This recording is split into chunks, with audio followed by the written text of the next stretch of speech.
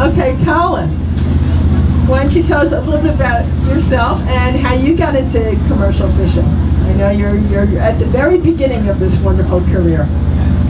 Well, my name is Collin Weyant, and my dad was a commercial fisherman, and that's how it was inherited. So I'm pretty much a third generation Baymen because my grandpa was he was a ship captain, so he would bring the ships down from New York to Florida, and he was a Bayman.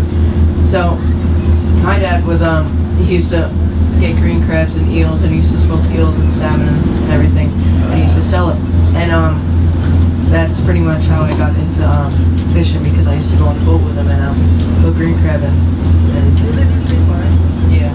What were some of your first things that you remember about going fishing, commercially? With some of the people you just talked about. What are some of your earliest memories? I don't know. When I was like 6 or 7, I would go out on the Garvey with my dad, and we'd mostly. He wasn't a Garvey, he was a whaler he had, but didn't have the name on it, so it was like a homemade boat. And we'd go out and we pull traps, and then he said I would have to sort the spider crabs and throw them away, or we put them in an orange basket and then throw them on the marsh for the seagulls to eat. And then in the winter or fall, because that's when we catch green crabs for blackfish, we'd go to the houseboat, which is across the bridge by Mary's Hole. It's not there anymore because a nor'easter took it. But we used to go there, and we used to have a propane heater, and we used to heat out there, and that's and then we'd go home, and my mom would yell at me because I would always smell like crabs. Now, I know you also have spent quite a bit of time going clamming. You want to talk a little bit about how you got those clams? Well, my first introduction to clamming was with Joey, when he used to take me and Andre, my friend, we used to go to the clam bar, and we used to hack clams, and he used to tell us stories about when he used to go on the clam boats in Montauk, and we'd usually just give the clams to Joey, and he'd bring it to the Fulton Fish Market. And a couple, maybe last year, he took us to the Fulton Fish Market once. We go at like at least midnight or 1 o'clock in the morning, and you go in there, and it's like 40 degrees in there, and then they got tuna, and you bring in your clams, you put it on the scale, and you get the money. Sounds like a good beginning. Have you had any close calls on the water yet?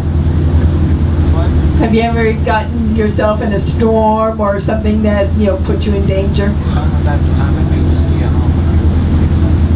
Oh, so Joey has the big boat, which we call it, and it's at his dock, and it's a gill netting boat. So we go out it on usually every weekend. He calls me up and say, "You want to go fishing?" So I say, "Yeah," and we go out and we set out the nets, and we usually sit there and talk, and